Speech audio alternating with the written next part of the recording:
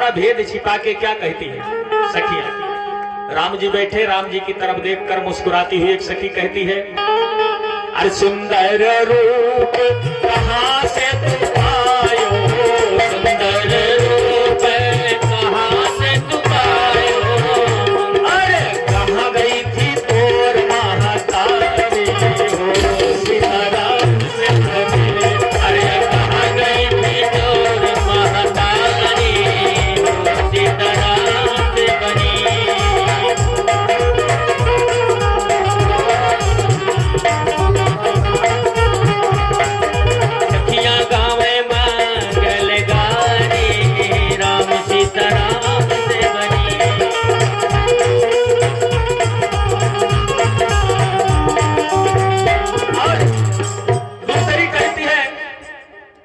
छोड़ो, अब हम अयोध्यावासी हो क्या भजन करिए, बड़ा दिक्कत, क्योंकि यहाँ दूसरा आ गया सिस्टम। लेकिन अब चलो सीता जी की तरफ से थोड़ी देर के लिए, जो भी मेरी माँ है तो है भैया। कहती है सखिया, दूसरी कह रही तुम नहीं जानती सखी, ये चारों लोग बैठे देखते हो, ये चारों ऐसे नहीं आए, ये मत पूछो कहाँ गई थी तोर मातारी। कही तो खीर खाय सुत पैदा करती हो, खीर खाय सुत पैदा करती हो, खीर खाय सुत पैदा करती हो, खीर खाय सुत पैदा करती हो, अवधपुर की नारी हो, सीताराम से बनी, अवधपुर की नारी हो, सीताराम से बनी।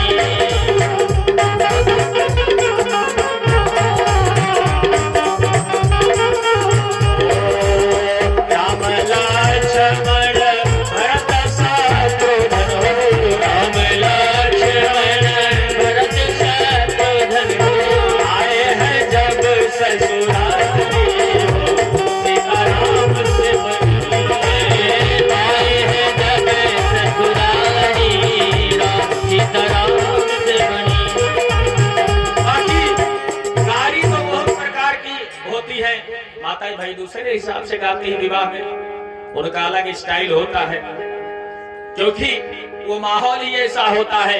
लेकिन जनकपुर में ऐसी कोई गाली नहीं हुई होगी जैसी अब चलती है।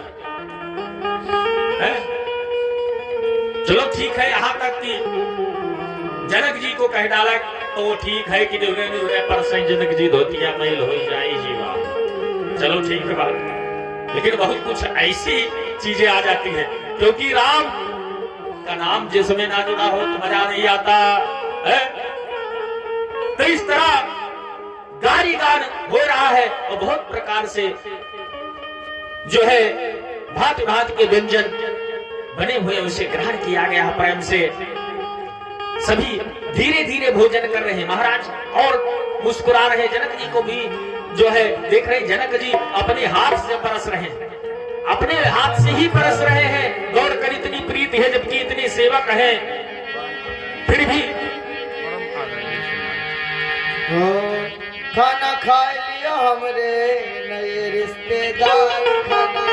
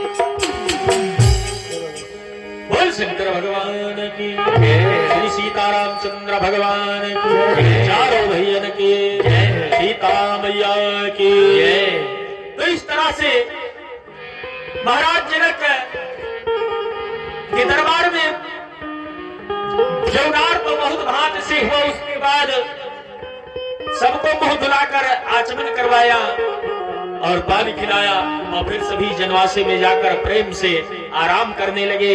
और इसी तरीके से डेली एक बार कहते महाराज जनक जी कि महाराज अब यहीं रहो और फिर जाने का नाम मत लेना। लेकिन महाराज दशरथ बराबर कहते रहे कि अब तो विवाह हो ही गया तो विदाई कर दो, हम चले जाएं। अरे महाराज कुछ समय और रुक जा। ऐसी तरह से कहते कहते 6 महीने बीत गया और बारात ना चल पाई। एक दिन मुनि वशिष्ठ और सतानंद जी दोनों ने विचार किया कि अब जो है मुहूर्त जो आया है, इस मुहूर्त में विदाई उचित है। और वशिष्ठ जी को भी भाई बहुत सारे ऐसे यज्ञ कार्य आदि करने होते थे, तो महाराज के भी वहां सेवकों को छोड़कर कोई नगर में नहीं था, सब बारात में चले आए थे। रानियां इंतजार कर रही हैं, इसलिए दान दहेज तो राजा ने बहुत दिया। अनेक रथ घोड़े हाथी पालकी से लेकर दास दासियां क्या नहीं दिया, इतना दिया कि जिसका वर्णन किया ही नहीं जा सकता। वो सब अयोध्या भिजवा दिए पहले से ही, वो अयोध्या पहुंच गया। अभी विदाई के लिए राम जी भी उत्सुक है कि अब चले अपने नगर को। माताएं इंतजार करती होंगी, बहुत समझाने पर बहुत कुछ कहने पर जनक को, लेकिन जनक के समझ में कहां आ रही बात। बहुत कुछ समझा रहे हैं सब लोग।